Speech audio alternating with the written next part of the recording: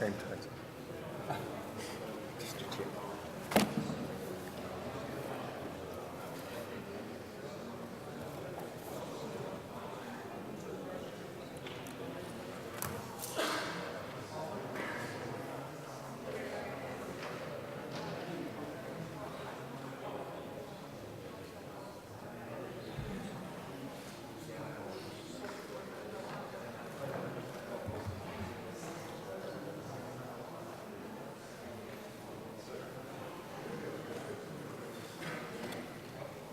Start in 1 minute.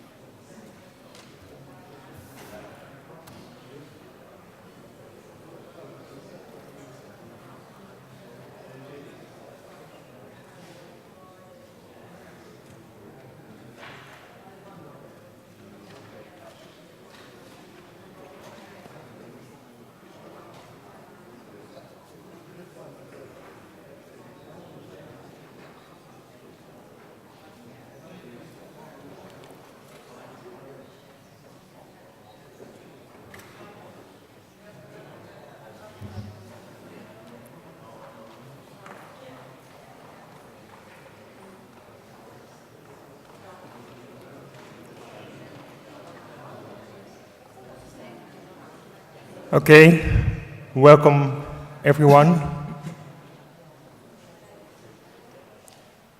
to this morning's plenary.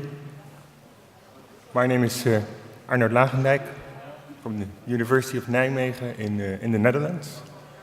And until last week, I was the editor-in-chief of Regional Studies. Yesterday, you've heard, for those who were attending the dinner, you've heard the handover of the journal from the old team, which was run from Nijmegen and Utrecht, to a new team, which is more dispersed, but which will be headed by Ivan Turek, who is currently in South Africa at the Research Council.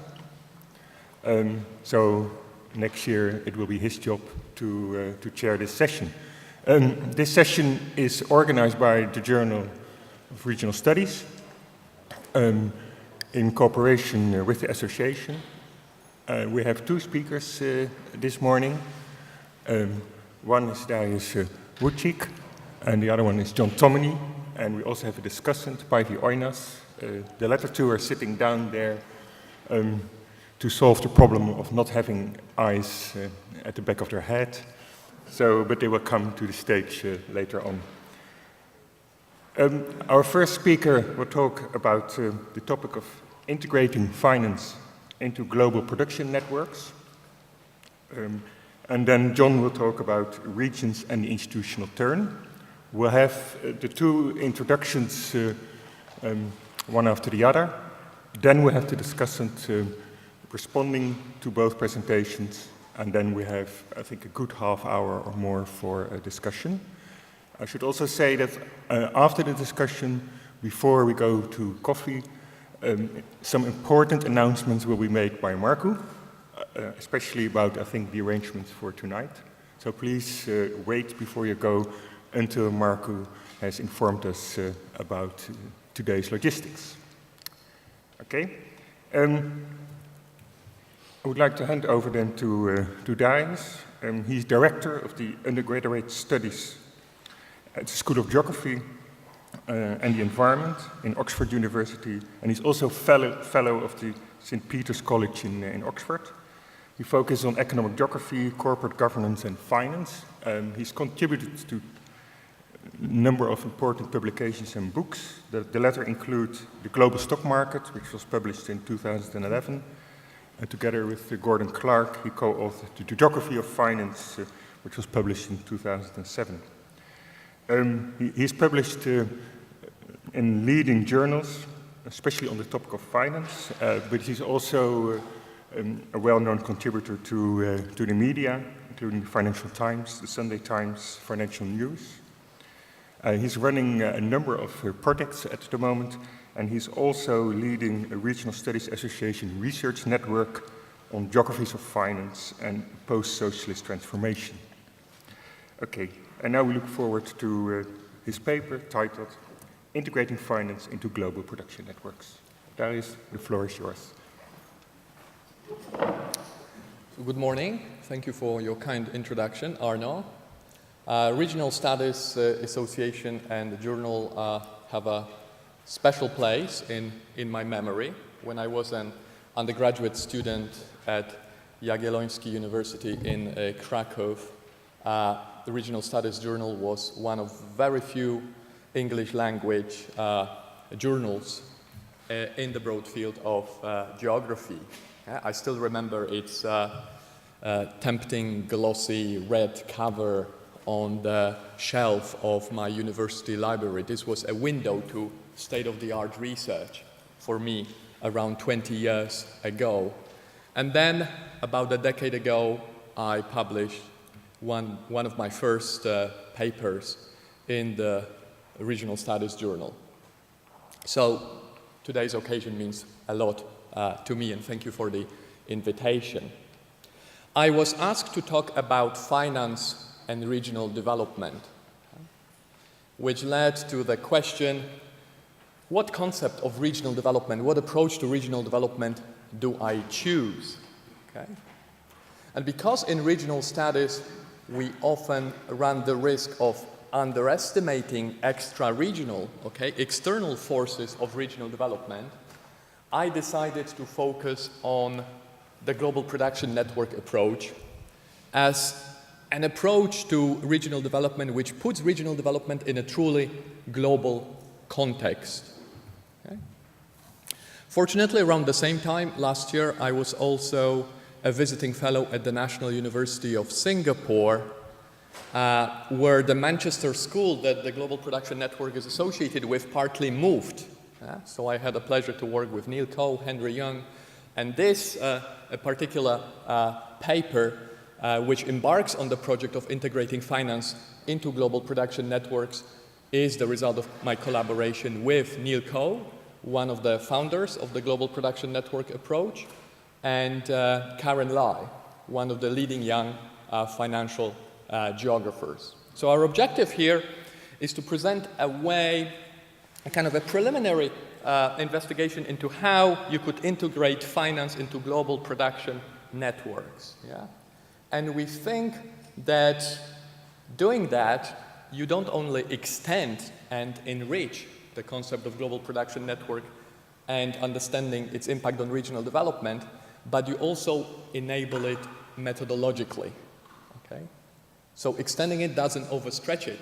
It actually helps to understand the impact of global production networks on regional development. So I will start with a brief introduction to global production networks approach. Then I will use geography of finance and the basics of geography of finance to distill from them the concept of the global financial network, which is a complement to the global production network. Okay? Finance, after all, is at least as globalized and networked as production, yeah? And it deserves, I think, it needs the concept of the global financial network. Next, I will talk about intersections between the global production and financial networks, okay, different types of intersections. Then I will get to this argument that it's not just about extending and enriching the concept, it's also about enabling it in terms of data and methods. So I will discuss how we can use financial understanding and global financial networks to measure and track value in global production networks, something that the global production network has not been so good at, not thus far at least. And some final remarks where I will argue that this is actually, a good time to try this approach and try to integrate finance into understanding regional development. So let's start with the basics of the global production networks approach. Yeah, the approach fits very nicely in the good old firm territory nexus that economic geography focuses on. Except that on the firm side, we have these beasts called the global production networks, okay, with lead firms, mostly transnational corporations in the lead of these networks, and a lot of smaller dependent companies, suppliers, subcontractors, and others. Yeah? And the approach is about interactions of these global production networks with territories, yeah, at different scales of inquiry.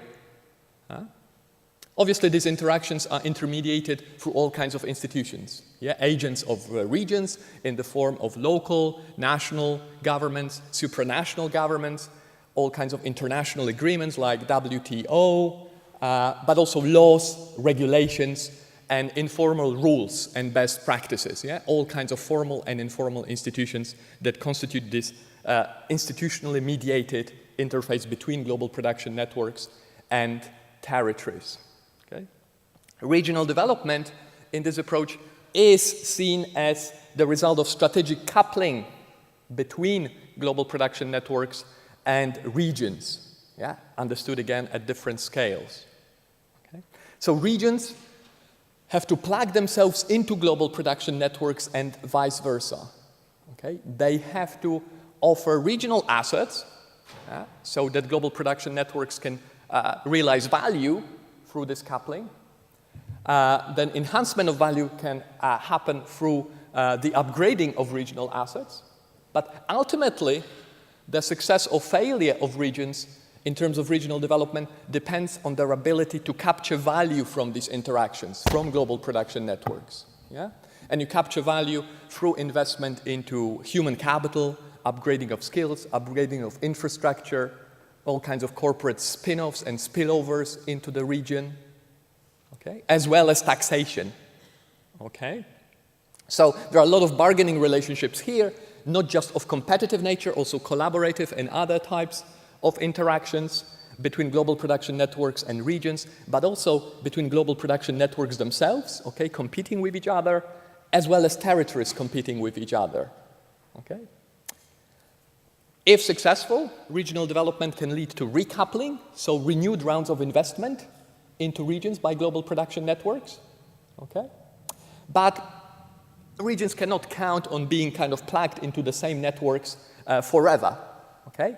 You have to consider the possibility of decoupling, okay? Whereby global production networks decline, or they just withdraw from one region and move to another region. Yeah? And then the region has to be prepared to offer assets to a different kind of global production network, okay? Or grow its own, as may be the case. Now, let's move to the financial side of things. And here, let's start with the basics of finance. What is finance made of? Okay, the world of finance. Yeah, this is the most simplistic presentation of the building blocks of finance. So it starts with financial assets, tangible, like real estate, plant, yeah, machinery, and intangible, like know-how, patents. Yeah, loans are assets as well, yeah, for the creditors. Then, more sophisticated financial instruments are securities. They represent rights to the streams of future income from all kinds of assets. For example, from companies in the form of corporate stock or corporate bonds, okay, securities. And you can create securities on the top of each other, as we saw in the run-up to the global financial crisis with mortgage-backed securities, collateralized debt obligations, CDO squared, CDOs cubed. Okay, you can pile them on the top of each other through financial innovation. And then even more sophisticated financial instruments are derivatives, okay, because they allow you to bet on the changes in the value of underlying securities and assets with no necessity to actually own and handle the underlying assets or securities. Yeah? So in many respects, as we move from assets through securities to derivatives, the level of financial sophistication and abstraction increases. Okay? On the top of that, we have this kind of the superstructure of trading. Yeah? So there are primary markets where the assets and securities come from, as issued by issuers, whether governments or companies. And we have secondary markets where these assets and financial instruments change hands. They are traded between buyers and sellers. Okay, so we have primary markets, and we have secondary markets. And this is where usually financial textbooks finish, yeah? These are the building blocks of finance, primary markets and secondary markets. But there's actually something very important missing in this picture. Okay? What is missing are the buckets, are the containers in which assets, securities, derivatives, financial instruments are assembled. Yeah? They have to be assembled in containers, which I call here investment vehicles, in and out of which they are traded. Yeah, they have to be put in there because they have to be subject to laws. They have to be anchored in a jurisdiction. Okay? They have to be accounted for within an investment vehicle. Okay? Investment vehicles can serve different purposes. You can pool investments from small investors in an investment fund, like a mutual fund or a pension fund. You can use them, wealthy individual can use them to separate part of their property from themselves in the form of a trust, okay? Often also to disguise who actually owns, who is the beneficiary of the trust, of these assets being separated. They can be used also as holding companies to invest in a diversified portfolio of companies and other investments, okay? So investment vehicles are, just like other financial instruments, they are financial abstractions, but they also legal and accounting abstractions, kind of superimposed on the top of financial abstractions. Okay? So we have three building blocks. The primary markets of financial instruments, where they come from, the trading of these financial instruments on the top, but also the buckets, okay, the investment vehicles. And each of these three building blocks has a distinctive geography. Okay? So the trading concentrates in world cities, broadly speaking, okay? Because these world cities, they offer the intensity of information, they offer the breadth and the depth of labor markets, they offer infrastructures and amenities that are conducive, that help trading and traders, okay?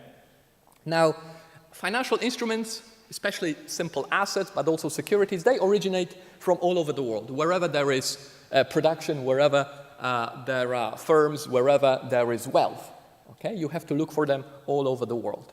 But now, investment vehicles, they have a very distinctive geography. They tend to be associated with what I call offshore jurisdictions, yeah? Whereby the sponsors who set up these investment vehicles register them or domicile them in jurisdictions other than their home jurisdiction, the jurisdiction they come from, where they live and where they are seated. Yeah? So this could be a Finnish asset manager which establishes an investment fund in Guernsey, in Channel Islands. This can be a hedge fund from the City of London that is registered in Cayman Islands. This can be an Indian company which is formally registered in Mauritius. Okay? I call them offshore jurisdictions, not tax havens, because they're not just about tax, they are about secrecy and about regulation, flexible or lenient regulation. Okay? I don't like calling them offshore financial centers because I don't think they are centers of anything. Okay? The world cities are the centers of trading.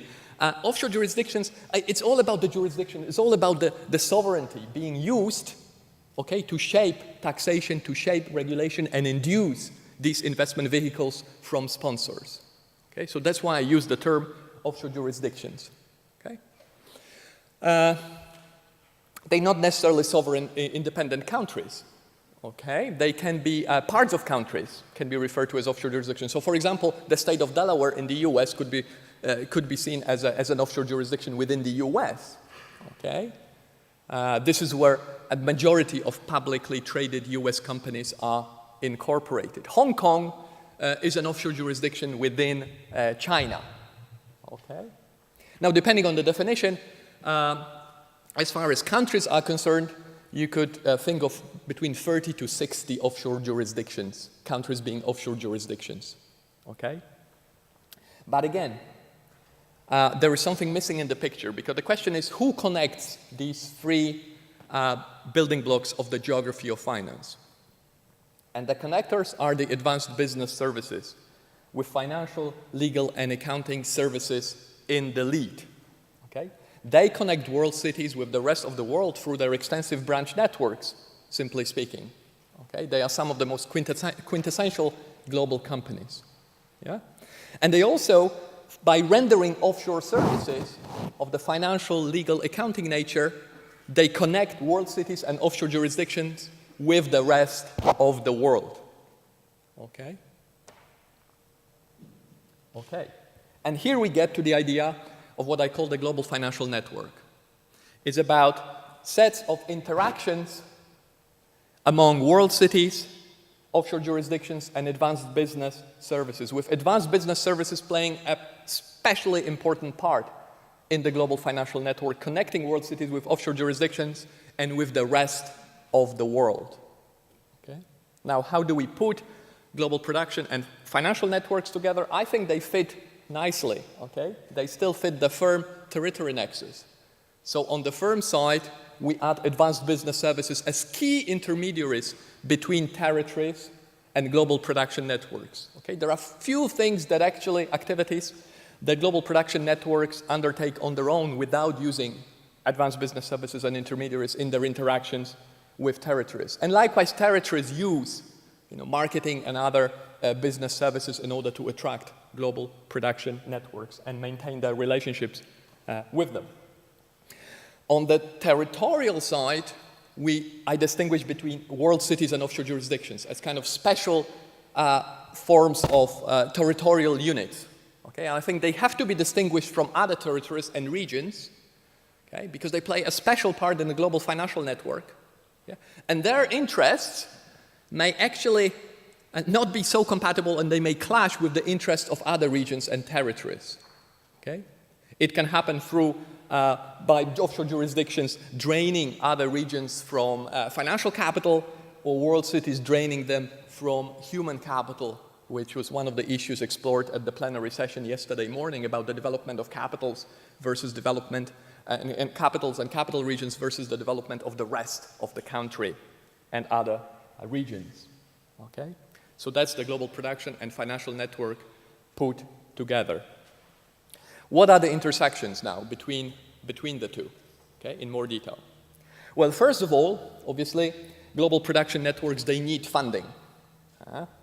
It often seems to be a kind of a silent and wrong assumption in global commodity chain or value chain research that it's kind of the money comes from buyers. Yeah, but if all money came from buyers, then you wouldn't need companies, okay? Production would be instantaneous with sale, okay? Actually, you need companies, you need to freeze capital. Now, this capital can come in the form of debt or in the form of equity. And the distinction is crucial because it comes with different strings attached and different incentives these forms of capital create for the managers of companies. Yeah? So, for example, equity, because it gives you the right to profit from the success of the company without a limit, yeah? Because you have the right to a part of the dividend from the company. Yeah? It incentivizes more risk-taking. Yeah? So this is why, for example, some of the most risky ventures are often best financed with venture capital, which is a form of equity capital, rather than debt or a bank loan. Okay? Because debt, in debt, the amount of return is predetermined, okay, in advance. Okay? Then the second point to make about financing GPNs is that the funding environment in which financing happens becomes increasingly global. What is important is that this link between home economy and the sources of finance are breaking down. Okay? So it is still true that the majority of capital that funds the German corporate sector would come from Germany, but the share of the German capital in German corporate finance is declining with time. And this would be even more true with regards to smaller open economies like the Finnish economy. Okay? So the competition for capital among firms within and across sectors has become increasingly global. Okay? And this is the topic of the book that I published with Gordon Clark 6 years ago on the global capital market and the emerging global market for corporate governance. Oops. Oh, this doesn't display the way that it should, but I can explain it. So one way to illustrate this is with recent research from Switzerland by Vitali and others. So they analyzed over 43,000 transnational corporations in the whole world. Yeah? All transnational corporations they could find data on. Yeah? And they found out that over 40% of the value of all TNCs in the world is controlled by a set of only 147 transnational corporations, which constitute some kind of a super entity at the heart of global corporate governance, or if you like, at the heart of the network of global production networks. Okay? This super entity has almost full control over itself, okay, through all kinds of corporate ownership links. Okay? And surprise, surprise, 3/4 of these 147 super transnational corporations are financial institutions. Okay? 3/4 of them. And the biggest 20 of them are all financial institutions, such as Goldman Sachs, Morgan Stanley, institutional investors like Fidelity or State Street, okay? Universal banks like Union Bank of Switzerland or Deutsche Bank. Okay? So at the core of the network of global production networks, we have the super entity with financial institutions in the lead. But the intersection between global financial and production network goes much further. Yeah, it's not just about the sources of funding. It's also about the influence of the global financial network on how the global production networks operate. And this happens because global financial networks, they monitor, discipline, and influence the thinking, the very thinking and the strategizing of global production networks. This happens through models of governance, for example, the shareholder value ideology, the idea that shareholder is the king, through all kinds of measures of performance, okay, such as return on capital employed, return on equity, which set the interests of stockholders as the objective function of the company. On the top of that, you have the threat of hostile takeovers and mergers and acquisitions in general for companies that underperform according to these measures. And on the top of that, you have the cognitive power of the global financial network, yeah? With the ideas that influence how companies and we actually think about the map of the world economy. So when you think about terms like emerging markets or BRICS, where do they come from? Well, emerging market was started in the World Bank and then was developed and promoted by Morgan Stanley. The idea of BRICS comes from Goldman Sachs. And I can bet you that the next kind of big idea that influences the way we look at the future map of the world economy comes from a financial institution, probably from an institutional investor, and will probably concentrate on the theme of the Global South, okay? And the Global South becoming the engine of the world economy. Yeah? So there's also the cognitive power that the global financial networks have over global production networks. What is being financialized in the process are also actually literally headquarter locations of corporate command centers. So in 2001, Boeing moved its headquarters from Seattle, Washington State, its production hub, to Chicago, okay, the second most important financial center in the US. Is it just an anecdote? More than an anecdote, actually. In my recent book, The Global Stock Market, I showed that this is actually symptomatic of a larger trend, whereby, at least in the last 15 years, the locations of corporate headquarters in the US have converged with the locations of the securities industry, so that is the high finance, okay? So this is the kind of financialization of corporate headquarter location for you happening, okay? And this is actually in contrast, mind you, to the global city hypothesis by Saskia Sassen, according to which advanced business services, they agglomerate in global cities, if you like, on behalf of other companies, so that other companies could enjoy more locational freedom. Okay? Actually, this is not what they're doing in reality.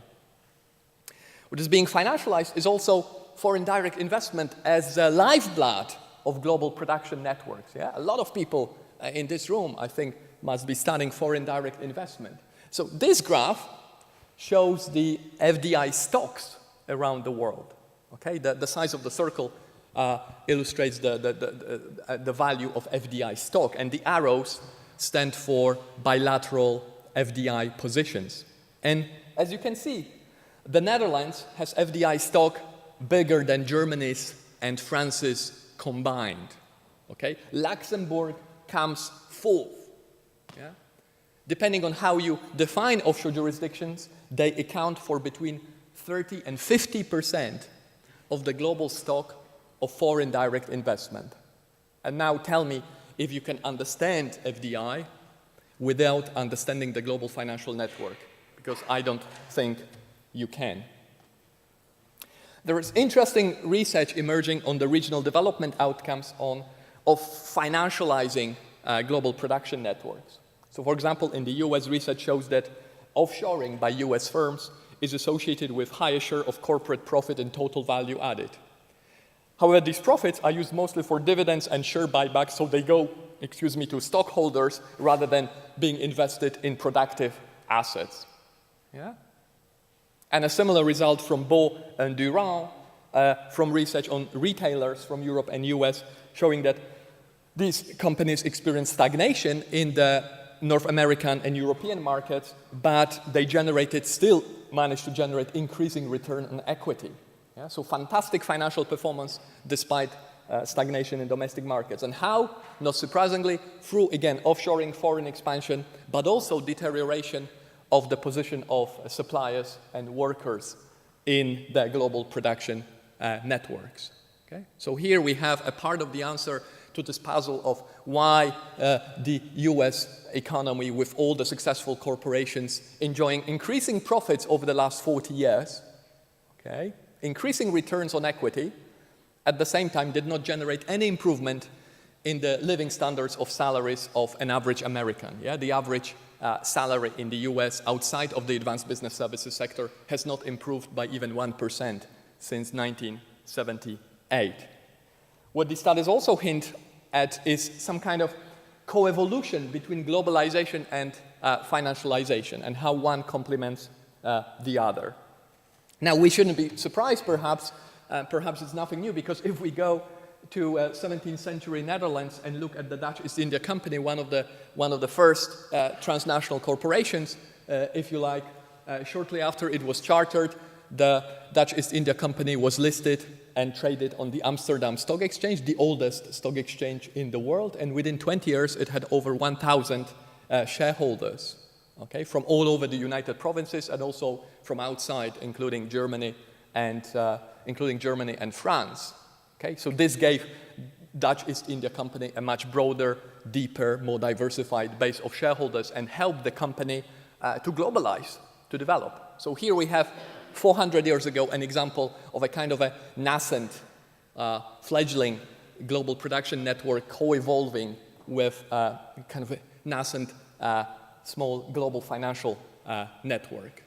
Okay? In the process, helping Amsterdam to become the world's leading financial center in the 17th century. Okay, what about now?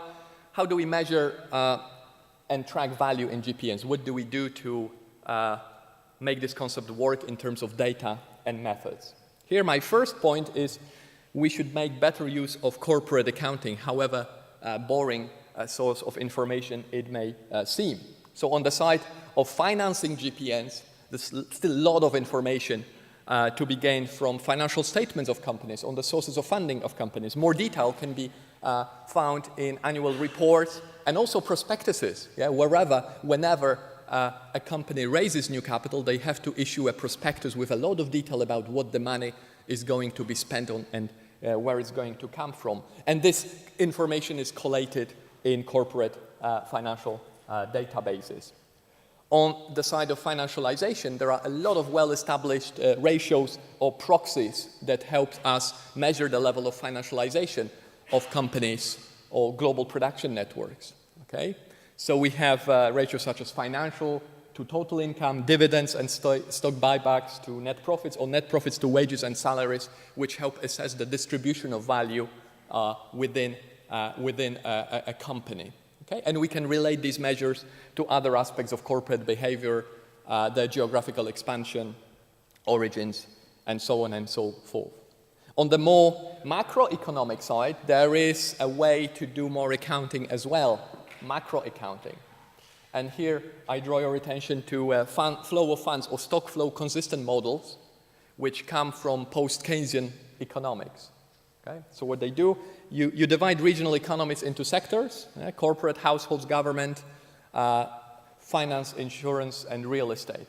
Yeah? So FIRE is separated, which already kind of opens the opportunity to see that it can actually develop independently or kind of at the expense of the rest of the economy. In the model, you have balance sheets and flows of funds between all sectors, okay, and balance sheets for each sector. And what they do, they help analyze the role of credit, leverage, and the buildup of asset price bubble. They kind of remind us of old-fashioned input-output tables in regional science and studies, but they're more than that, yeah, because they really also focus on the two-sided nature of corporate activities, not just assets, but also liabilities, the sources of funding, okay? And this way we can gain insight into leverage and also asset price bubble. And this is in contrast in these models to kind of mainstream orthodox economic models which focus on the marginalist ideas. You know, it's all about price, it's all about the growth rate, it's all about interest rate and inflation rate. Yeah? According to the marginalist ideas, you know, the early 2000s, late 90s look brilliant in terms of economic development. Low inflation, low interest rates, decent economic growth rate. But if you look at stocks and flows, if you look at leverage, if you look at the huge size of assets and liabilities and asset price bubbles, then you see the conditions that led to the global financial crisis. You do not see them through the kind of mainstream orthodox economic variables. So these models emphasize this asset liabilities nature and also circular nature of the economy. Okay? Another example here is if you look at 2006 US economy.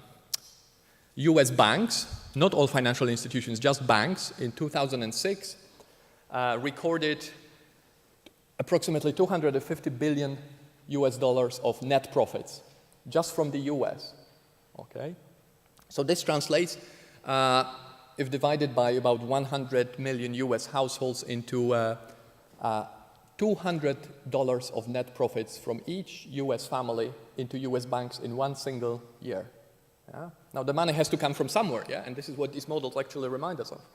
Yeah? And I can ask you, is it a sustainable situation in which US banks gain/extract $200 of profits every month from each US family? Yeah? How is this a sustainable situation? Rhetorical question, obviously. Another reason to look at accounting seriously is that it's actually changing in the wake of the global financial crisis. So there is change on the horizon in terms of accounting standards. There is this new idea of country-by-country reporting whereby transnational corporations would have to prepare and publicize the financial statements for each country in which they operate. Okay? So for example, Nokia would have to publish, instead of one set of consolidated financial statements, they would have to publish 120 whatever or more sets of financial statements for each jurisdiction in which they operate, including if they operate there, Cayman Islands, British Virgin Islands, and so on and so forth. How many people do you employ there? The question, yeah? What do you do there? What are the revenues? What revenues do you book there? What profits do you book there? How much tax do you pay there? Yeah? So this is an amazing idea that would help to shed light on geographical transfers of value, because companies would also have to then disclose intra-company transactions between different parts of the company. And after all, up to half of the world trade happens within companies, okay, within transnational corporations, not between them. Okay. And this idea is actually of country-by-country reporting in a very limited form, though. It's being introduced as we speak and is being debated in the US and in the European Union. Okay? Only applying to the extractive sector, to mining and forestry, but it may be a catalyst for a bigger change. Another line of inquiry in terms of methods of studying global financial and production networks is to really look more seriously at advanced business services and offshore jurisdictions. One way to do that is to focus on interactions between advanced business services firms and lead firms in global production networks. Okay?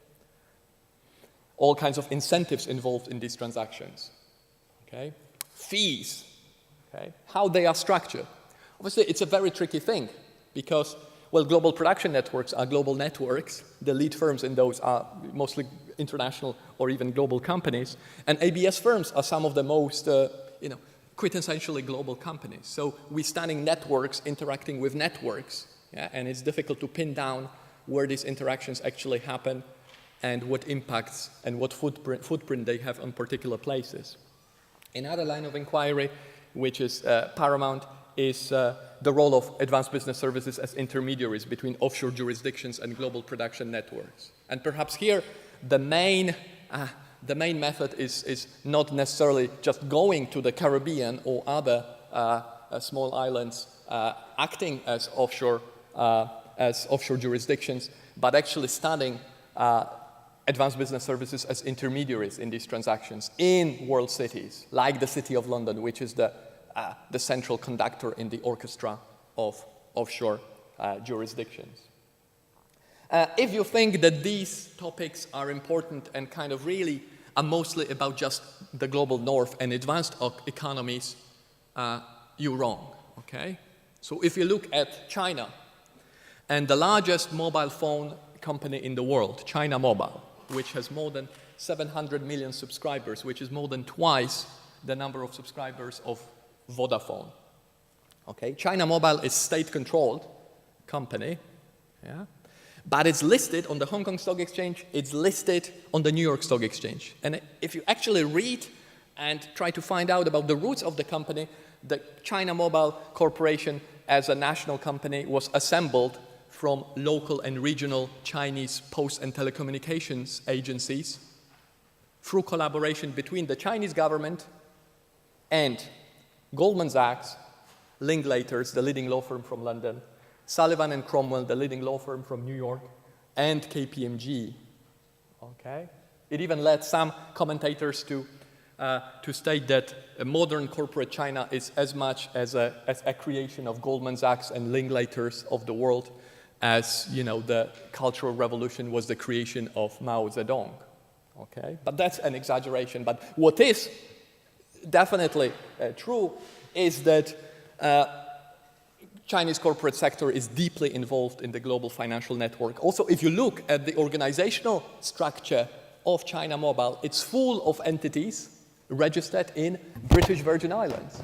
Yeah? So here you have the Chinese government, read the Communist Party of China, actually using advanced business services from New York, London, and other world cities in the West, and using offshore jurisdictions to manage the development of its own corporate sector and its interaction with the world economy, okay, with the global financial networks, okay? And I leave it there.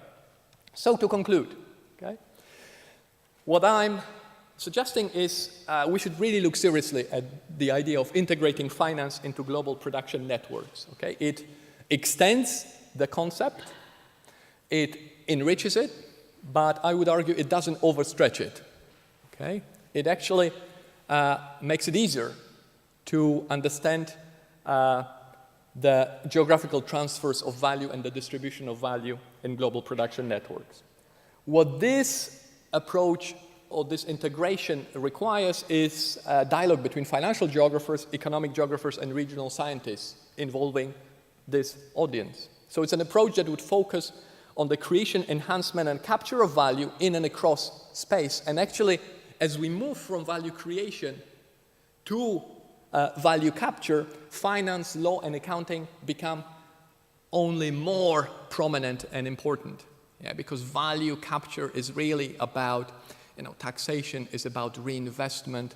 It is about dividends, about share buybacks. Yeah, it's difficult to understand it without understanding these processes. Now, accounting is obviously not the only source of information. Corporate accounting is not the only source of definition of value, yeah? But I think it's a practical one, and it's one that is still underused. Okay? And after all, economic geography is, in a way, about accounting for the map of the world economy.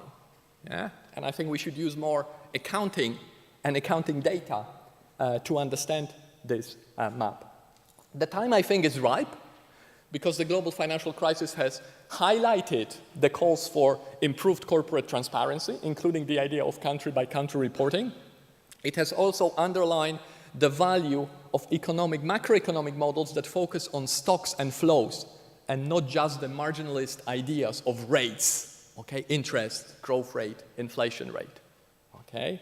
To understand economic stability, you have to understand full map of economic flows and stocks. Okay, so crisis is an opportunity in this respect. And well, the challenge is big, and this is just the beginning of this journey for me and my collaborators.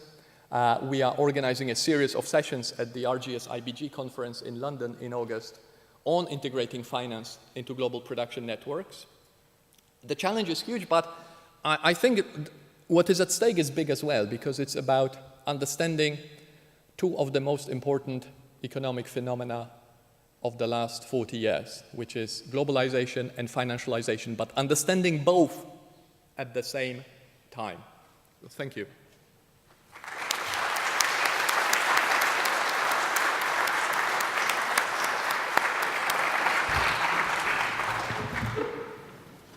Okay, Darius, thank you very much for this very interesting and thought-provoking presentation.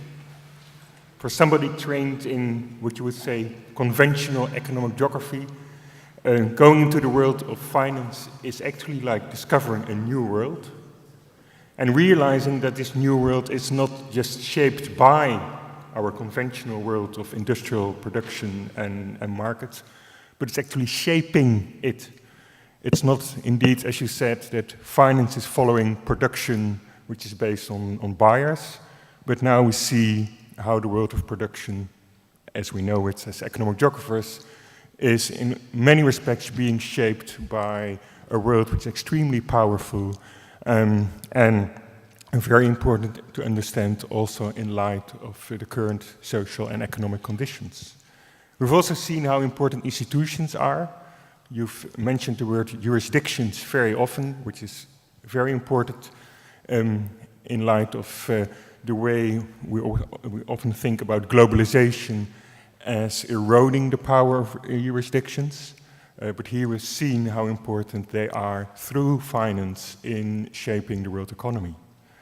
The next talk will also be about institutions. That will be the key topic of John's lecture, which is about the institutional turn, where I must confess, Darius and I only know each other from this session. We just met before. I think John and I know each other a long time.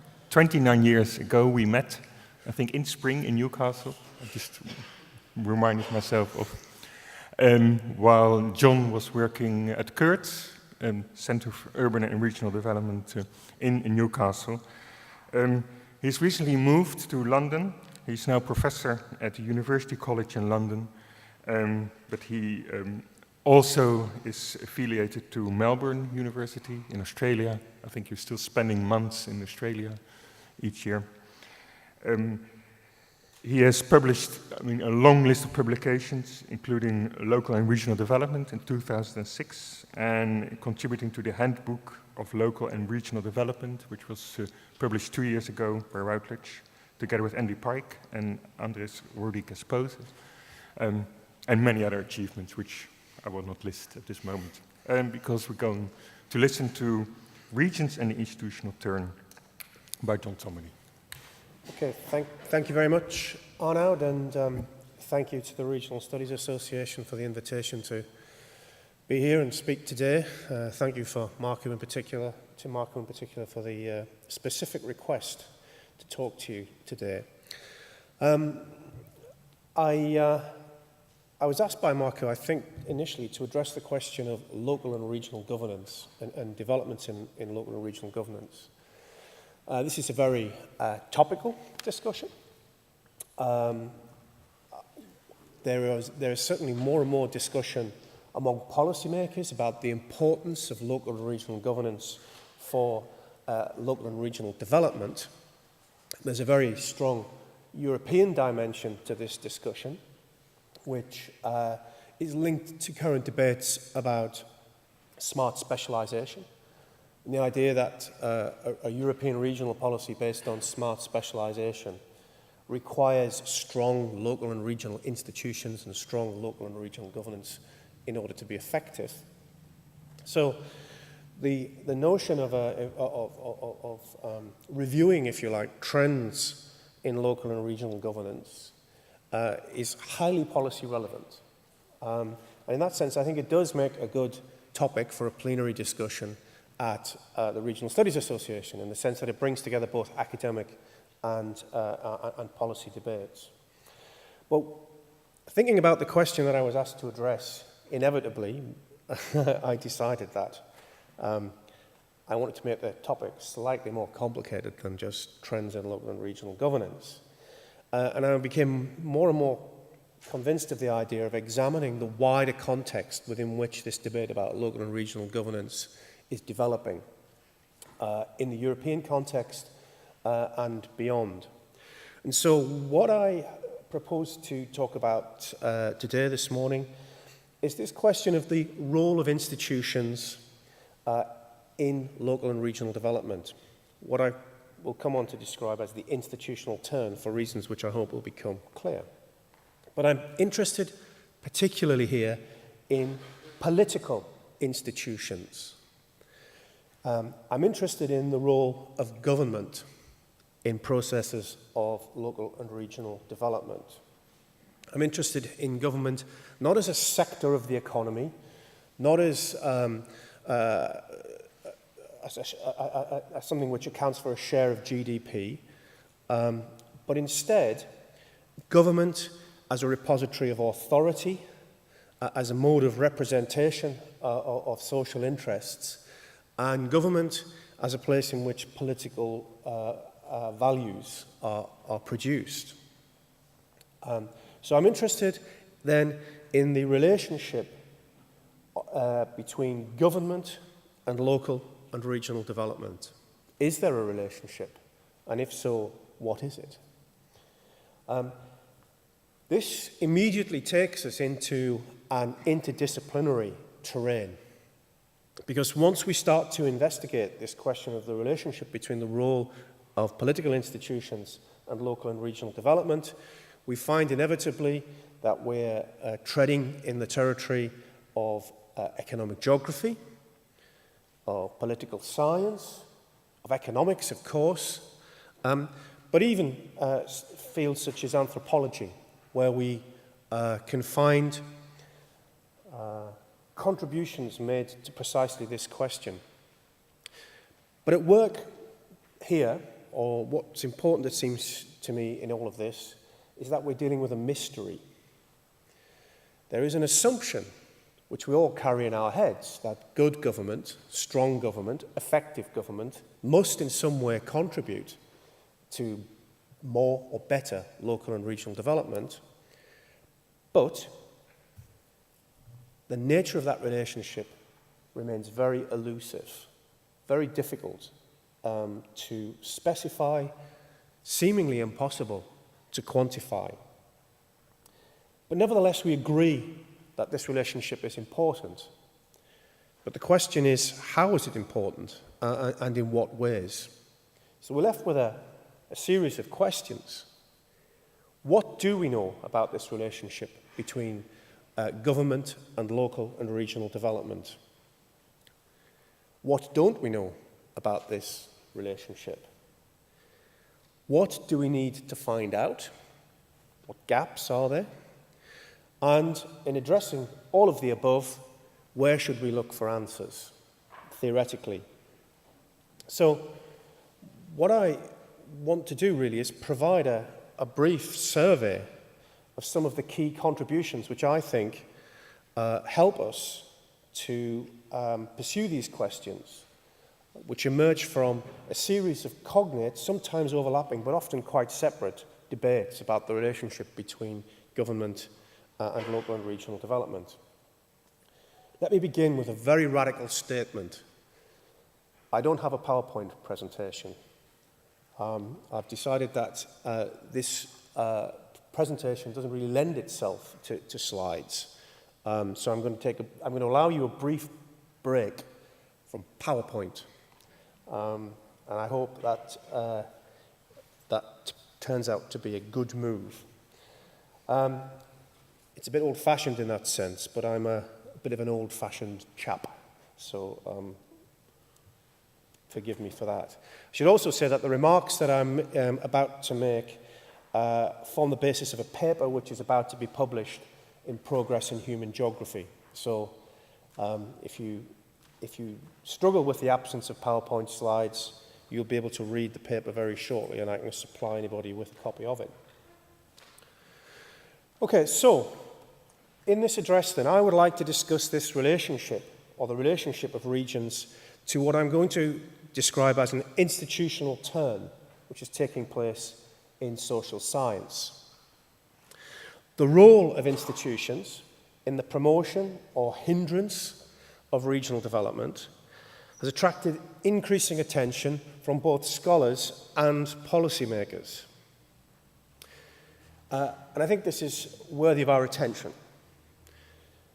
In contradistinction to neoclassical and neoliberal approaches, and to a kind of emerging neo-orthodoxy, which I'll discuss momentarily, recent contributions to the debate on institutions and economic development share in common a concern with the constructive role of the state, including the local and regional state, in shaping patterns of development. Political and administrative decentralization, albeit to a variety of spatial scales, is one of the most important global trends in government and governance. We can see evidence of this trend around the world, and it represents in part a search for improved development outcomes. Decentralization of government represents in part, not entirely, a search for improved development outcomes. In the field of regional policy, these literatures have influenced profoundly the current interest in place-based approaches to territorial development, such as the smart specialization approach, which I just mentioned, which rest on the claim that effective institutions play a significant role in the process of regional growth because of their key role in the interpretation and mediation of broader economic contexts, and through their leading role in shaping and coordinating the incentives for investment and enterprise. In a sense, we're talking about the making here of jurisdictions, to follow on from some of the points that Darius was making.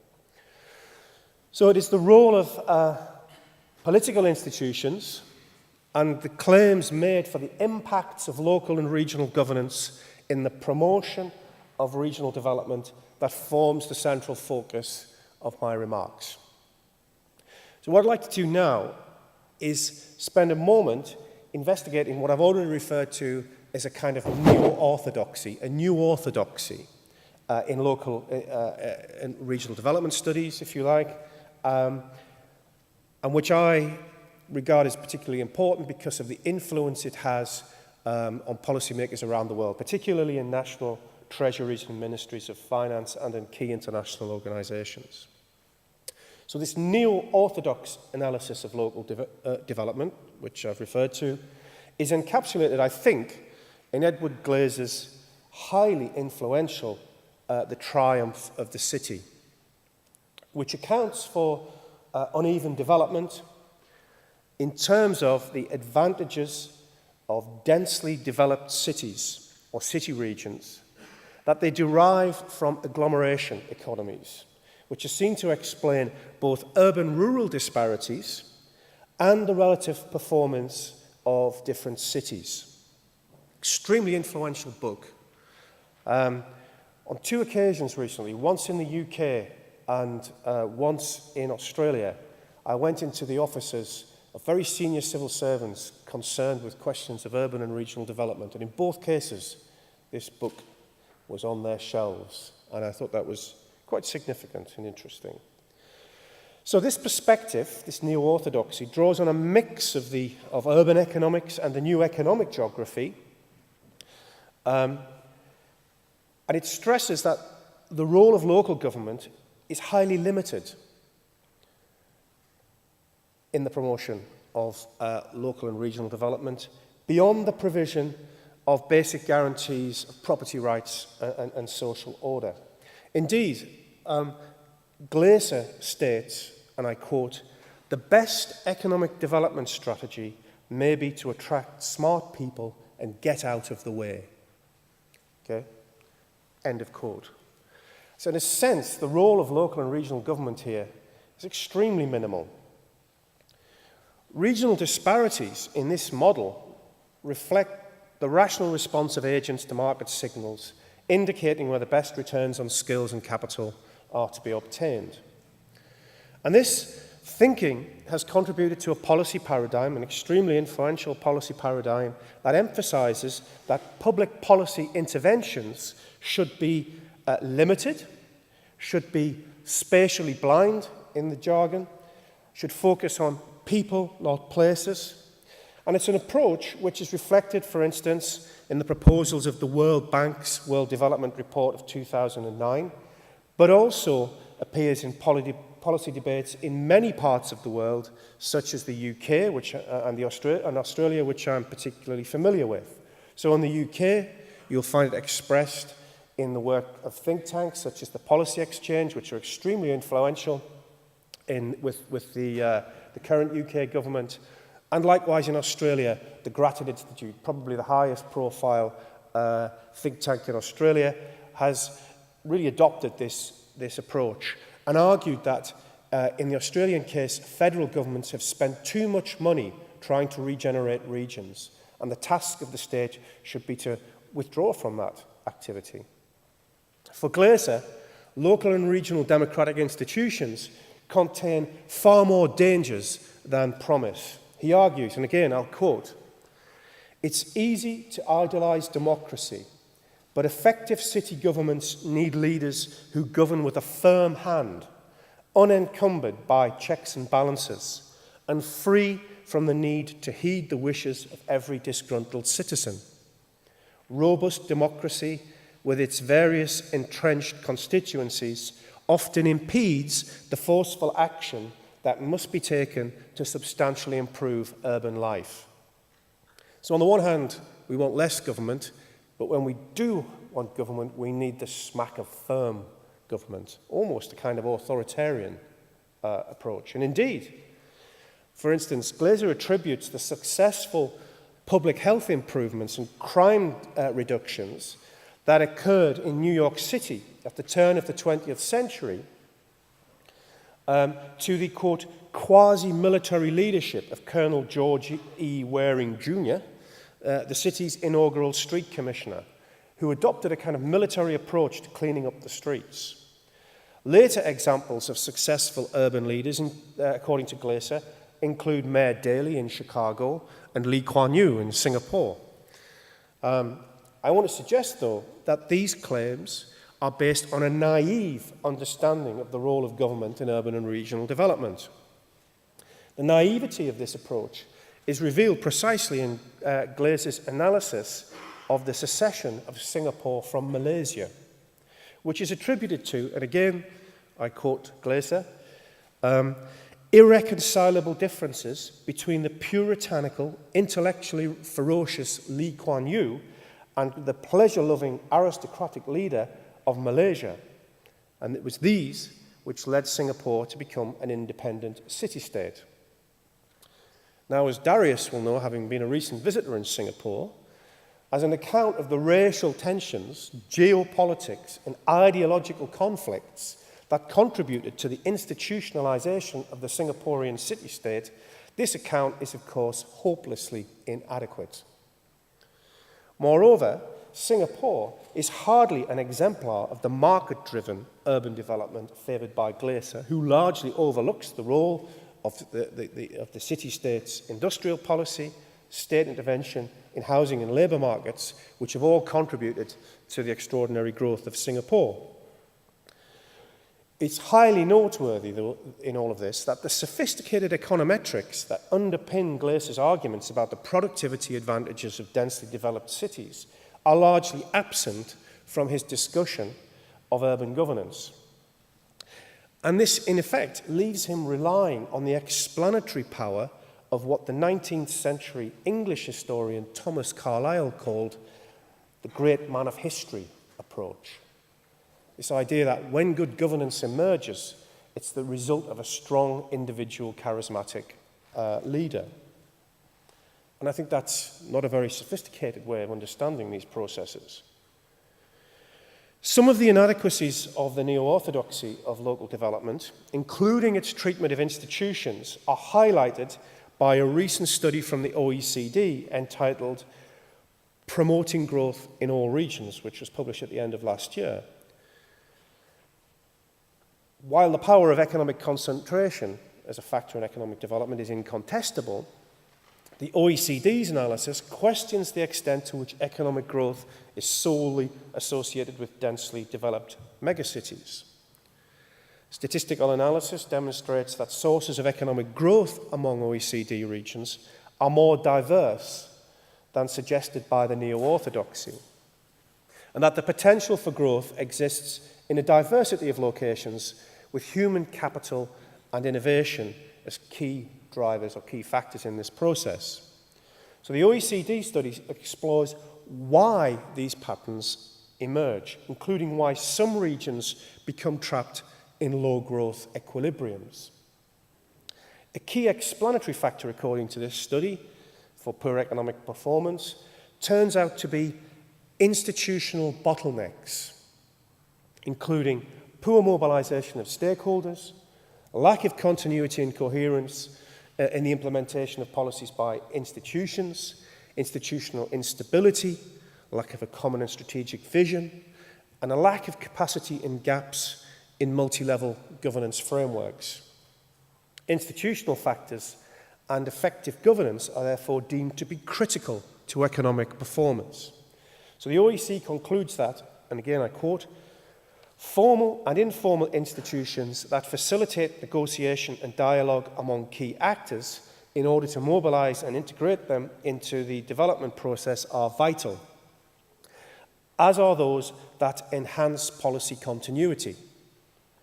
At times, the challenge is to create institutions that strengthen the region's voice in dealing with other regions and countries, and those that foster linkages among private, public, and education sectors.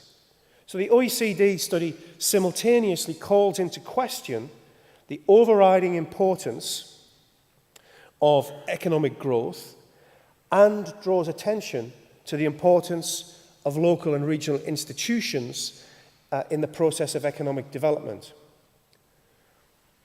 In doing so, it identifies what the OECD calls a new paradigm of regional policy, which focuses on tapping underutilized economic potential, creating integrated development programs, developing soft infrastructures, organized in relation to functional economic areas rather than traditional administrative boundaries, all of which require the development of effective multi-level governance capacity. However, the OECD's work also highlights some of the limits in our theory and understanding of institutions. While the role of human capital, innovation, and physical infrastructure can be statistically modelled, and indeed is done in the report, the role of institutions seemingly cannot.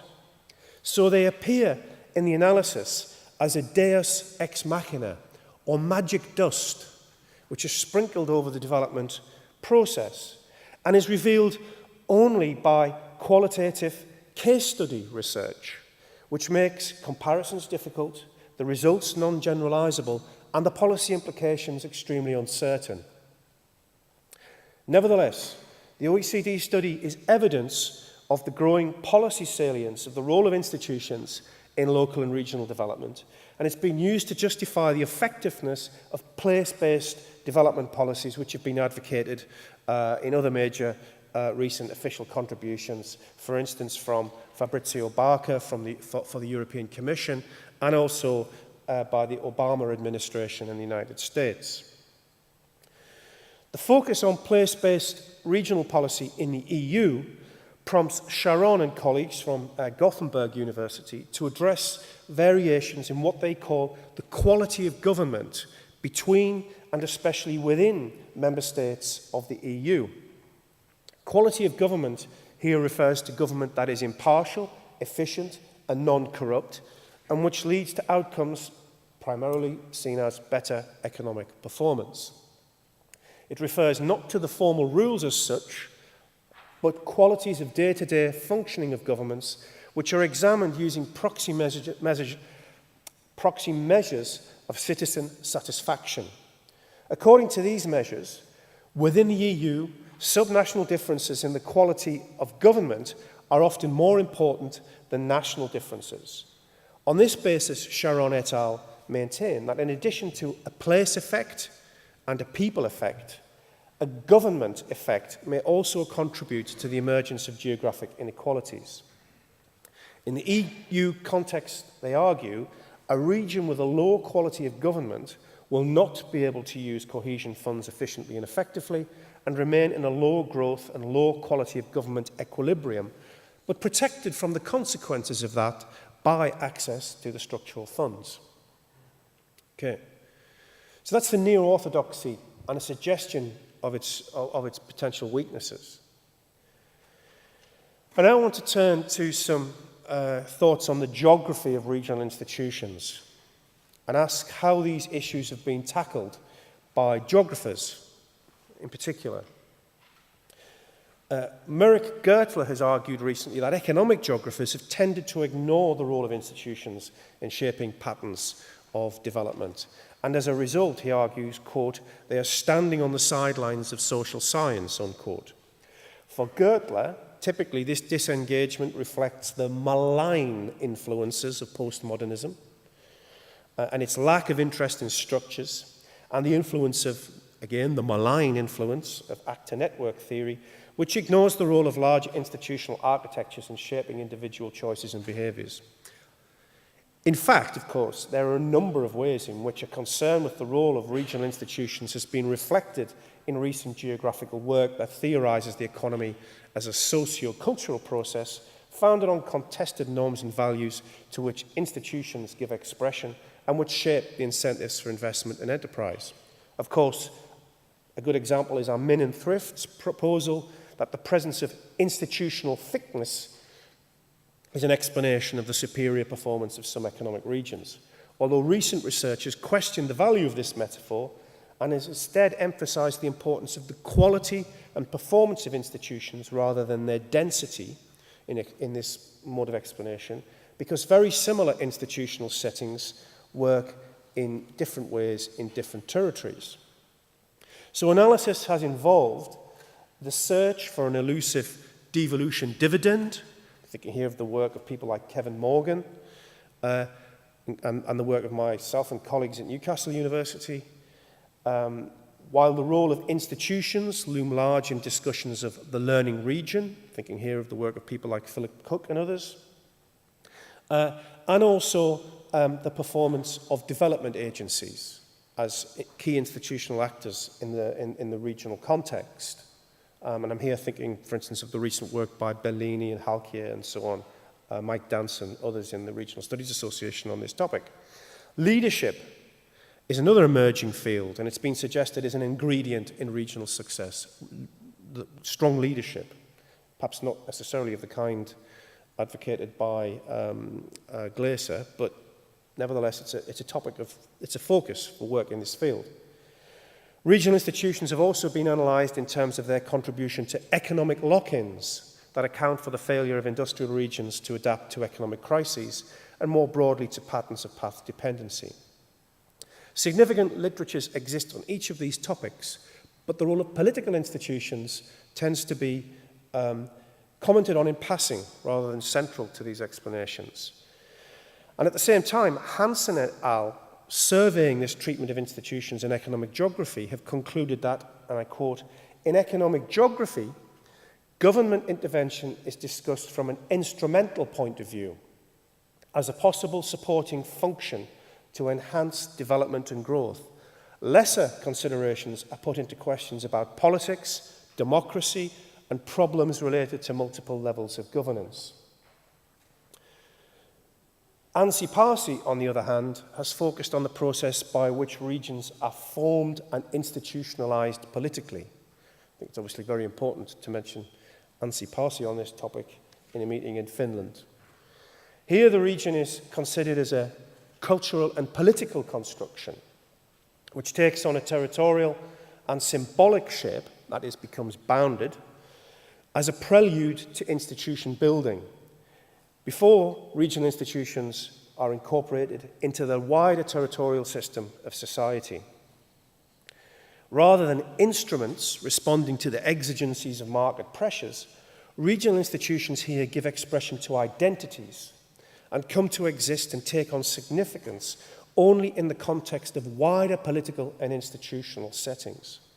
More broadly, we might conclude that regional institutions are the outcome of territorially based political struggles and are not exogenous to the issue of who has power, what they want, and so on, while multi-level governance is itself an endogenous outcome of struggles among the powerful for advantage. In sum, then, in human geography, regional institutions tend to be viewed through largely separate lenses, one which emphasizes their instrumental contribution to economic performance, and one which emphasizes their role in the expression of politically constructed spatial identities.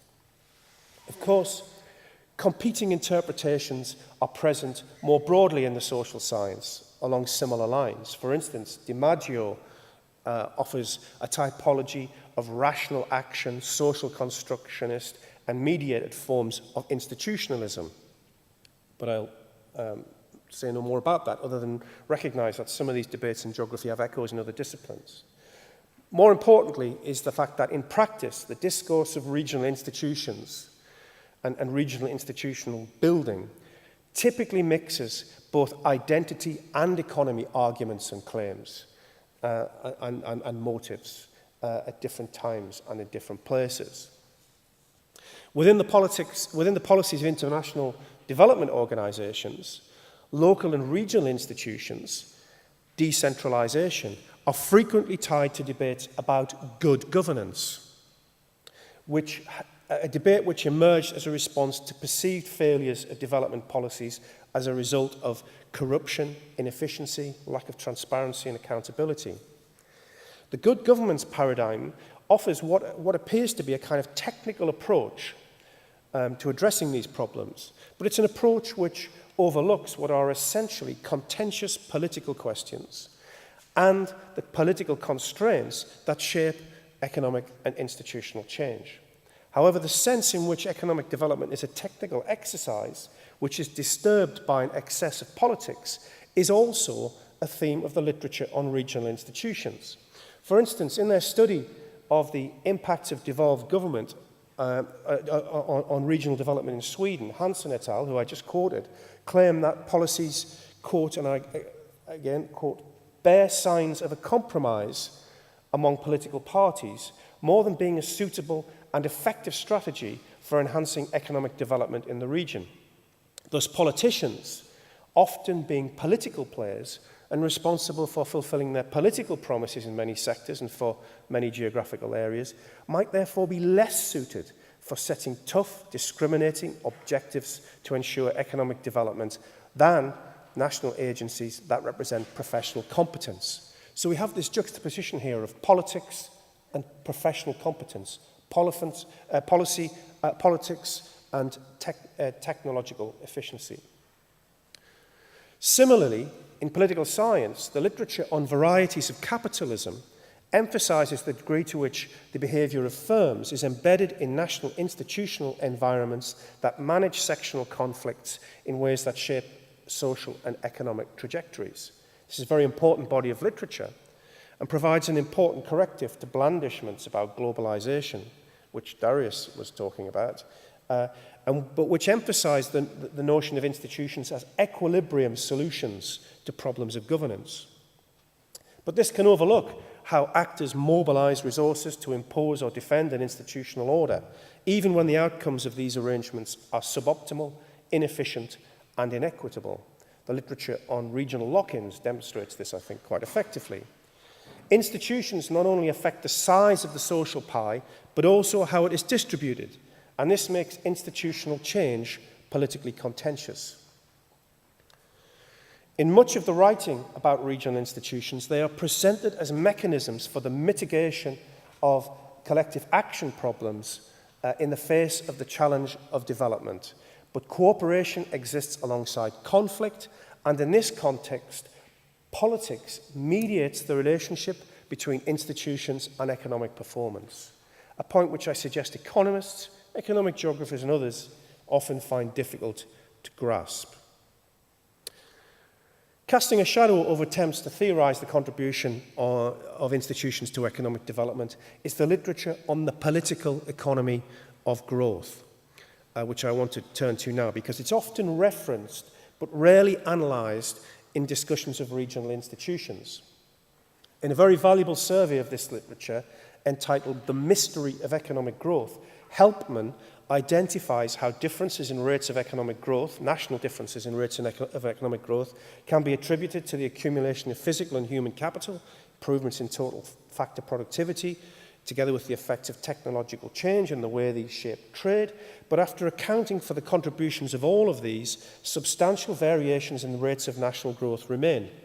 Helpman concludes that more research is urgently required into the role of political institutions because these, quote, frame the struggle between the proponents of change and their opponents and thereby affect the ability to innovate and to implement new technologies. Most important contribution in this field probably comes from Douglas North, who examines the evolution of institutions over the very long run, and his work amounts to a profound critique of the kind of neoclassical orthodoxy or the new orthodoxy that I talked about earlier on. Institution building here is seen as central to human life and has been since the Neolithic age. The alternative to institution building politically is anarchy and chaos. For North, the evolution of the political economic structure of a society is key to how choices are made and how they are able to shape policies and how they contribute to adaptive efficiency. That is, the ability of some societies to adjust to shocks in a world characterized by ubiquitous uncertainty, ergodicity, and under conditions of bounded rationality. For North, institutions are, quote, the scaffolding that shapes human interaction, unquote, or, to quote again, a very famous definition of North's, the rules of a game in society, or more formally, the humanly devised constraints that shape human interaction.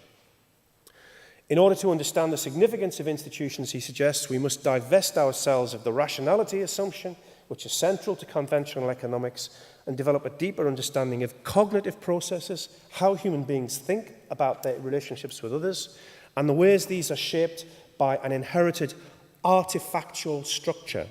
That's to say, the slowly accumulated beliefs, institutions, tools, instruments, technologies, imaginaries that shape the choices of agents. Institutions integrate the diverse knowledge and beliefs that are necessary to solve economic problems, but the structure of the decision-making process determines whose beliefs matter. And while there are limits to choices arising from the combination of beliefs, institutions, and artifactual structure that have been inherited from the past. It's almost an echo of Marx's famous phrase from the 18th Brumaire about men making history, but not in circumstances of their own choosing. You have 5 minutes left, Tito. Within this framework, North asserts the primacy of politics, stressing that, quote, it is the polity that defines and enforces the economic rules of the game, and therefore is the primary source of economic performance. Political decisions are of a different character to economic decisions reflecting complex moral, ethical and non-rational reasoning. But these create the conditions within which markets and economies evolve. And in this sense, the development process is never simply a technical exercise. So, despite the growth of scholarship in this field, we retain an imperfect understanding of how institutions shape development policies and outcomes. There's a burgeoning field of institutional economics, which includes the work of North, Helpman, Acemoglu and Robinson in their book Why Nations Fail, which is pointing to the importance of institutions in this respect. But very little of it addresses the question of how these things matter at the subnational scale. Institutions matter, shape economic outcomes. Political institutions are particularly important in framing the context for these things, but much less is said in all of this about the subnational scale, apart from one or two very suggestive remarks by North and Acemoglu and Robinson and others. We find it very difficult to find examples of this kind of work. But it seems to me that there are a number of key questions which emerge from all of this, which are very relevant to debates about regional development. One is to conceive of the question of institutions in terms of the particular historical juncture in which we face ourselves at the moment, and the search for new institutional fixes following the crisis, or the ongoing crisis, if you like, of the post-Keynesian state. There's a sense in which there's a global trend to decentralization, often justified in terms of its arguments about its impacts on economic development, but we have a very poor sense of the historical context for that. Another important issue is a very profoundly difficult methodological one. I've talked about how difficult it is to quantify the impacts of local and regional institutions on local economic development, and how even the best studies are struggling to do this. We're not sure whether good institutions are a contributor or an outcome of strong economic performance, and that's drawing us into the area of identifying new methods for studying these issues. North himself argues that traditional economic techniques are not very helpful, whereas Danny Roderick, for instance, who's contributed to this debate, the economist Danny Roderick has argued that we need more case studies, that econometric analysis and case studies are not opposites in this respect, but are potentially complementary. But what we need are more analytical narratives of the way in which institutions are formed and develop. So having offered a very brief survey, which is developed more fully in the paper that I've described, that I mentioned earlier on, I think a number of conclusions can be drawn from this for the debate on regional development. First is that institutions are clearly important, but that they appear to develop over the very long run. This is an important conclusion of the OECD work that I mentioned earlier on. It's an important contribution from the work of North, who looks at the evolution of institutions to explain the differences in economic performance between countries over a very long period. So the creation of effective institutions might be critical for regional development, but the creation of effective institutions cannot be a quick fix for development. So there's a paradox in all of this. Second, institutions are concerned not merely with establishing the technical conditions for growth, but also with the production of social and political values. And this idea that we can somehow separate politics from the techniques of economic development, I think, is questionable. In fact, institutions are an important focus for the question of what kind of local and regional development we want, and who will be the beneficiaries of that kind of local and regional development. And finally, it seems to me that the task of translating these insights, which I think are rich and important and helpful in many ways, the task of translating these insights into policy recommendations has, of course, barely begun. And I'll conclude there.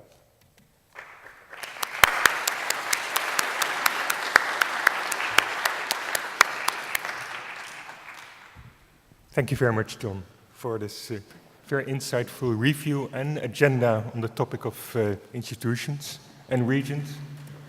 I remember a commentator on smart specialization last year saying that in the context of regional economic development, institutions amount only very little to the application and development of knowledge, and should be very much compared with the making of art, where the devil is in the details, and the quality of the product, like the quality of governance, resides really in the very details of day-to-day activities, rather than in broad structures, frameworks, or a few bold success factors, as we can find in the work of Glaser, as you rightfully observed.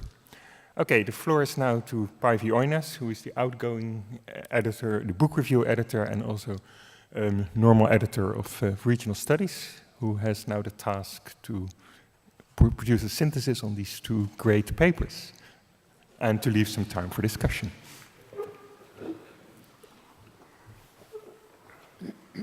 Yeah, hello. We have two agenda-setting papers in this plenary session today, both very, very interesting and thought-provoking. I was thinking, I mean, I've been listening here and taking notes like any of you, so I'm just putting up some commentaries on the spot here. But while I was listening, I was thinking, these are two very different vocabularies these people are using here. Darius uses the vocabulary of the sort of professional language of the financial sector. He's very much into this sector itself and how it operates and how it talks about itself and so on. Also the language of the students of this sector, but also implicitly the language of the government bodies reflecting on and talking about this sector. It sounds like governments support the finance sector, the financialization of the world, and so on. When we listen to Darius talk, you might object. Whereas John evokes the language of politics, the normative language of values, understanding people's identifications in places and what to think about that, and talked about the role of institutions in supporting, shaping those identifications and such things. Value-based language at the bottom. Then too, Darius' professional talk about the finance sector and its intermingling, its relations with the real world, the real economy, discussed in terms of global production networks here, meaning understanding the real world, the real economy as a very globalized, networked process. He says, we are here talking about the globalization, the co-evolution of two processes, globalization and financialization. Two huge processes, but as a sort of meta process, behind or in these processes, I read the process of concentration. And that's what you're talking about very much all through your talk. It's the big business, it's the big places, the big cities, the big actors. And somewhere along there, governments at all levels sort of agreeing to these processes, agreeing to the concentration process. In our in our big, but small in terms of people, country, Finland, we see this in the following way. Just as an example, Helsinki, our capital, is too small. It should be competing with the big cities of the world, and yet it's only a bit over 500,000 people. It should be bigger to be able to compete, right? So we should actually pour all the Finnish people into Helsinki to make it compete better. Well, that makes it a city, that would, I mean, in the hypothetical world, that would make it a city of 5 million people. Well, how well does that compete? I mean, this is the sort of irony in talking about concentration, but we hear this all the time. Also, our universities are too small, so they should concentrate. They should join each other. They should become bigger to be able to compete. This is a sort of irony in concentrating, becoming bigger all the time to be more efficient. And I hear in Darius' talk the sort of financial logic dictating this necessity of being bigger, becoming bigger to be able to concentrate. And then we have the question about what do governments do about this? Where are the sort of value-based institutional actors that we call politicians and government bodies, what are they thinking about this? John talks a lot about local and regional development, how governments may be instrumentally creating institutions to support certain developments that we see as beneficial, supporting innovation and all those things. But doing those things at the local and regional level does not address the kinds of developments that Darius is raising in his talk, the global processes where the financial institutions of various sorts and the big corporations are involved.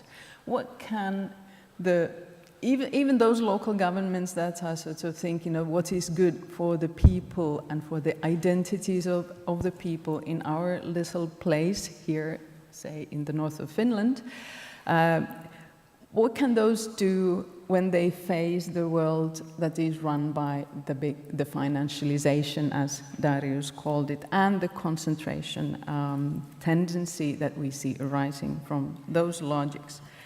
So I think there's a clash, a clear clash rising from the two talks of how to think of the world and how to think of local and regional development in the world. So, with forgetting most of my notes, I turn to posing a question to the two speakers. Darius first, when you sort of depict the developments, the globalization and the financialization, which, as I said, I see as a big business, big city phenomenon. How do you look at what you call in your slide the rest of the world in your world map? Is there any chance for the rest of the world? And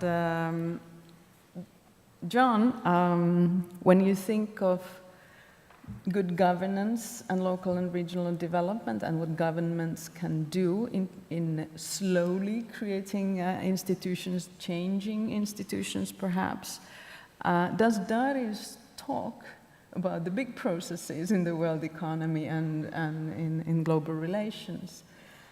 Does his talk make you think differently about the possibilities of local and regional governments to affect local development and the well-being of people in the small places of the world? I leave it there. Mm-hmm. Okay, thanks. I think if you keep these questions in mind for a moment, we go and see whether there are other questions from the audience, which we then can collect, and then we give you the opportunity to respond. There are two mics, one in front, I think one at the back. Who would like to add questions to those of Päivi? One there. So, Darius, my question is really, as I looked at your map, I saw Luxembourg, rather large, basically not a production center. China, I don't even know it was on the map. Japan was very small. And the question I have is really, is the finance sector become, in some respects, totally operating at another level? And yes, it has impacts going down, but it's really, in some sense, just people playing games on top, that Pavia could have gone further in the United States and the United Kingdom, which is controlled, the governments are actually controlled by too big to fail. But too big to fail doesn't work anymore, except when the governments transfer money from the rest of us to keep too big to fail going. So what is the real connection there? I never really saw you show it. And the final thing is, if you actually believe that you can understand accounting reporting for multinational firms, my friends at Etla here in Finland have just looked at transfer pricing within firms at the internal, what do you call it, billing. And you can't even understand it at that level in some sense. And I work a lot with SEC documents. Forget it. SEC financial documents are almost impossible to understand, unless you're a financial lawyer. So there's a lot of different questions. And then the final one is, which is a comment on John. I think in a way, John, you and Darius were two poles in an interesting discussion. Darius is almost the pole of finance capital, which no longer needs democracy. And you're almost at the democracy can exist at the local level, but maybe democracy is no longer necessary for finance capital, no longer desired. So, a lot of You can pass on the mic to the second neighbor. Yeah. Thank you for great presentations. I have a question for Darius mostly, but it might also relate to John's talk. I'm curious about state, how the state figures in your analysis, and especially I think the fiscal state, so the state as the taker, not the giver of conditions for development or for corporate growth or profit, but the state as a taxation agency. So I guess I'm wondering how you figure taxation into all this, because it seems like a lot of what the accounting business and business services do is advise corporations not just on what we think of as financial instruments and how to leverage this, that, or the other, but they also advise them on tax minimization. And that underpins, to a large extent, I think, some of the geography of corporate activity and location, and also the structure of the entities themselves. So what kind of entity you develop or use and where is, I think, maybe, I'm not saying largely, but has to be something to do with tax minimization as much as it is to do with operating through a particular financial instrument. So I guess that's my question, is about the fiscal policies. And I think that does actually relate a bit to John's point too about the role of policy. Okay, thank you. Is there a further question? There's one at the back there. and one just behind David. David Bailey. And there, Peter. Peter is one mic coming from. Okay. Hello, Peter Wells. It's really a question for Darius, but it seemed to cross over with John's presentation. I really enjoyed both presentations, like the approach, particularly around the production networks and with finance. And it's really, in Darius's one, the kind of applicability of the approach to, I suppose, sort of the state. And I suppose the example I give, I mean, governments have for centuries issued bonds for various tasks, for war, whatever. But increasingly, if we look at the UK as an example, you have private finance initiatives, which are then sold on and sold on and sold on.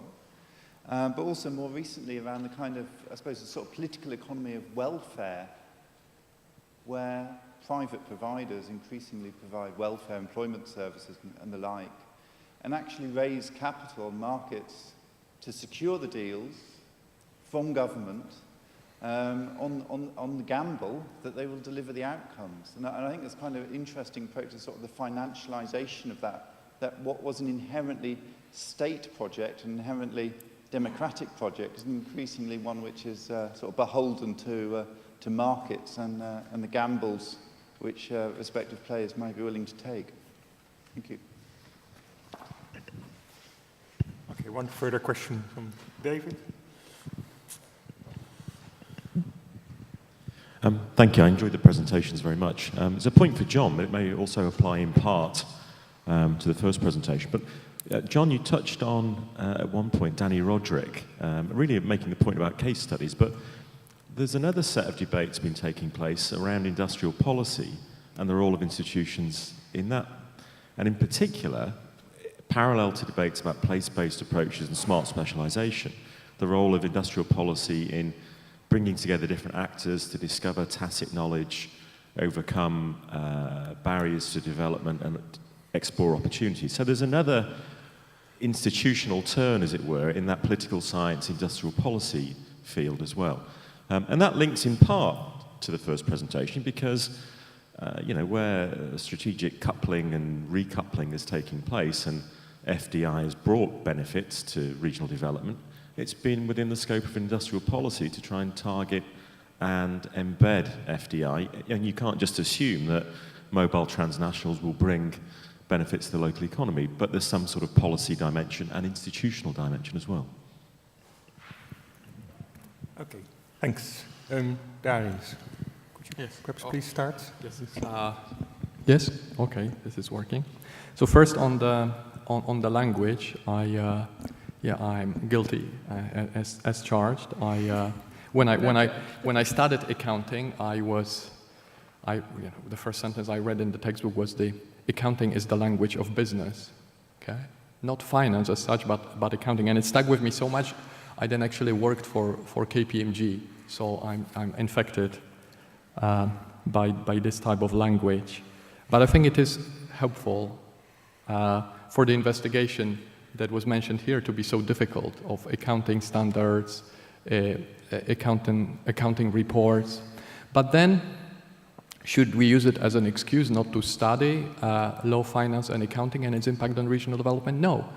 I would say, isn't innovation at least as difficult to understand as these concepts? Yeah? But we don't have to understand the technical details of innovation to study innovation as social scientists. And so we can study these offshore jurisdictions, we can study advanced business services, their networks, their incentives, their motivations. We don't have to understand the whole detail and the footnotes of financial statements. On the co-evolution of globalization, of financialization, and Päivi, you absolutely right that there is this undercurrent of concentration and that big is beautiful. Okay, this is a part of the argument I am making, and you could say it kind of goes back to the explanation given in Marxist theory, the kind of consolidation and concentration of capital. And offshore jurisdictions really contribute to it a lot. Yeah? Because offshore jurisdictions and offshore finance in general favors big business, access of small business or ordinary individuals to offshore finance is very limited. Okay, The Economist even said that the offshore world helps governments to kind of layer the structure of the fiscal structure, the structure of taxation. So they have officially high corporate income tax rates, but they know and they allow big corporations to to avoid paying these taxes by setting up holding companies in the Netherlands or in Belgium and other offshore vehicles, which these host countries then do not, if you like, chase companies for with all force they could apply. When it comes to small companies, especially domestic companies, they have very limited means to take advantage of tax avoidance, and they pay higher taxes in contrast to bigger business. But you can be big not just by, representing a big company, a scale of operations. You can be big by being part of a network. Yeah. So the size is not just about size; it's about participating in a global network. And there are a lot of these economies of scale, obviously, and networks as well. So in finance, for example, we talk not only about financial institutions, some financial institutions being too big to fail, but also too interconnected to fail. Yeah, so the network is really important here. That's why we use and we like this term.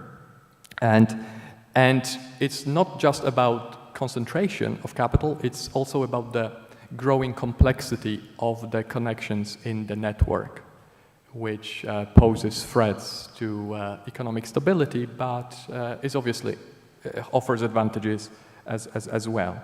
Now, as for the rest of the world, what's the position of the rest of the world? I know it looks, I find it ridiculous as well, to put a category like rest of the world in a graph.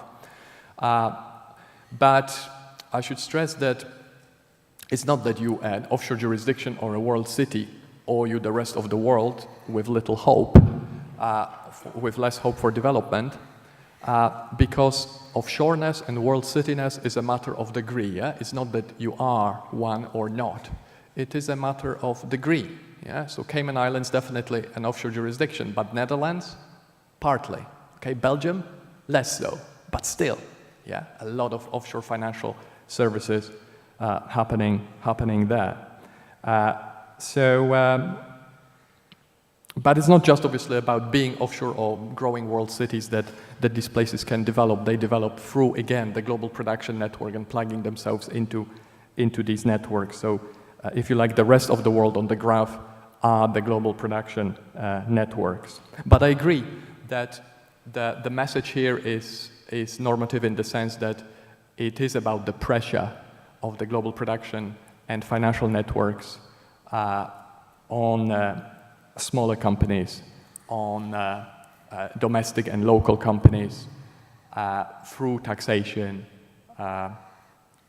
and through kind of the fiscal state apparatus that Sue mentioned. Map of FDI. Okay, so I said I think that the complexity of accounting is not excuse not to study its impact, and the same applies to law and to finance in general.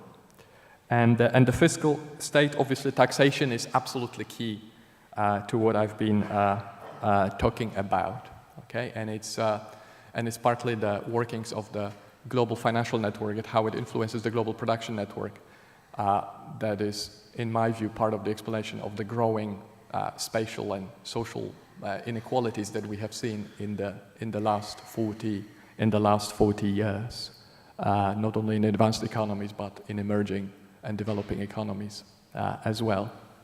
I would stop here. Yeah, okay. John, if you can keep it to 5 minutes. Yeah, I'll do my best.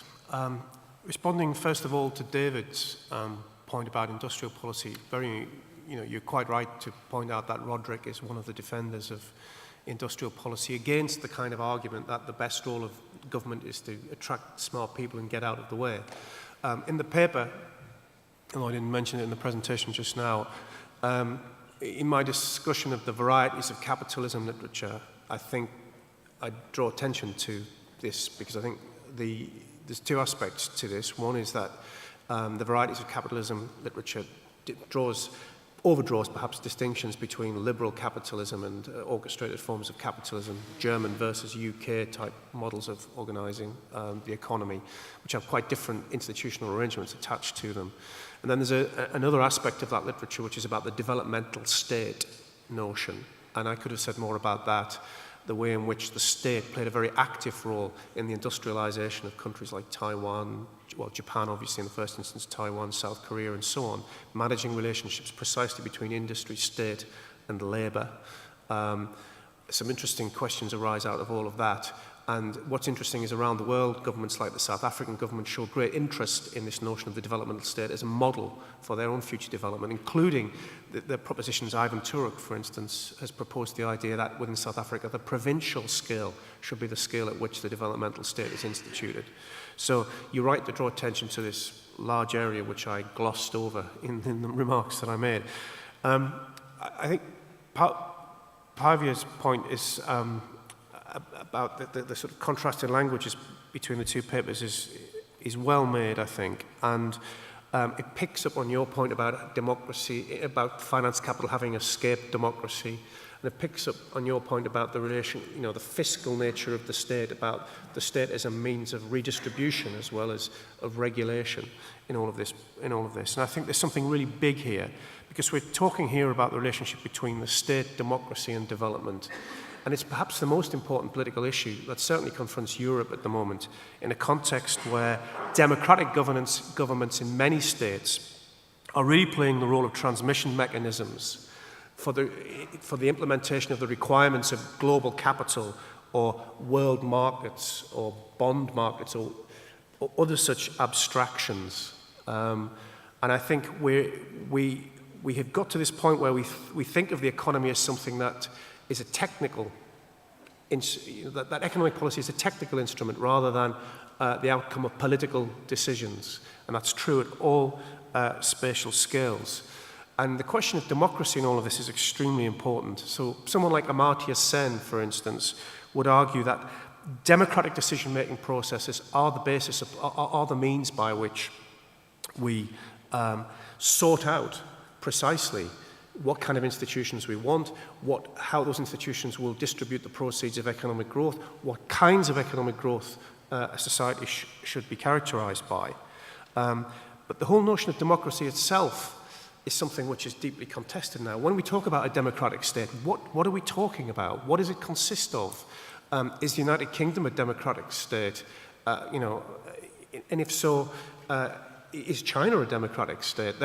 These are all very profound questions. And I was reading an interesting article actually on the way here by the historian Mark Matzauer at Columbia University, who's investigating precisely these questions.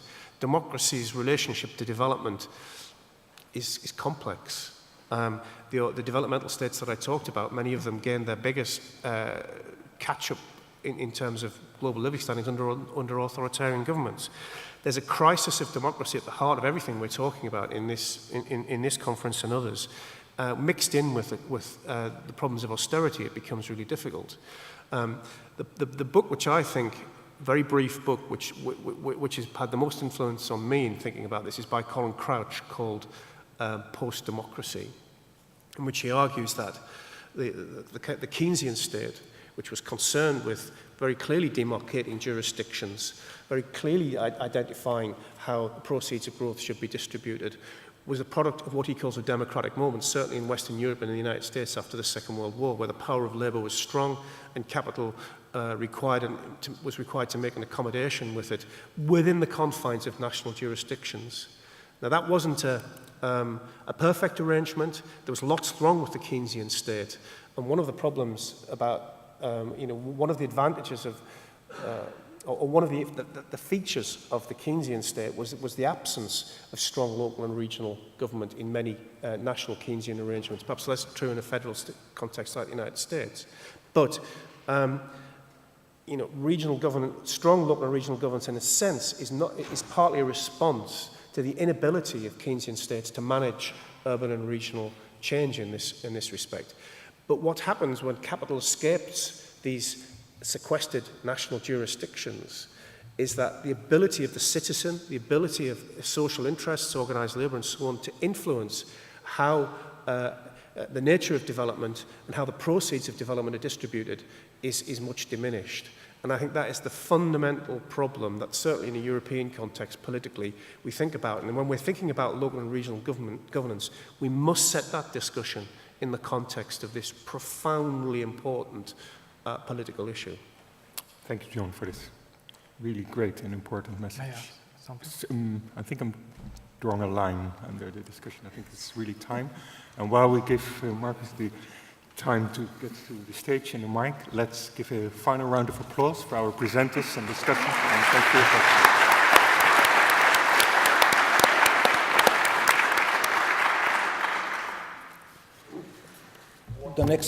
What an excellent session. Thank you for all four of you and especially our keynote speakers.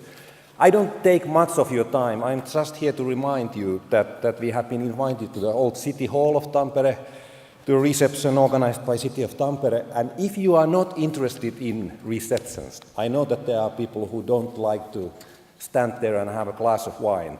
I remind you of two things. If you are interested in history, that building was the last base of Red troops in a huge civil war in 1918 in Finland, and White troops were in the opposite building. That was the theater, so it's a very historical place.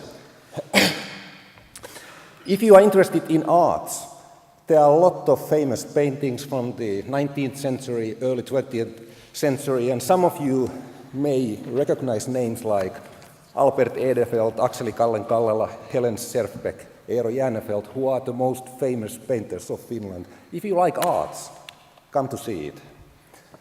So you are welcome to the reception organized by City of Tampere, and some of you will be playing floorball. Don't kill yourselves, enjoy it. And there is this kind of leaflet on the registration desk. You will find all the pieces of information you need to know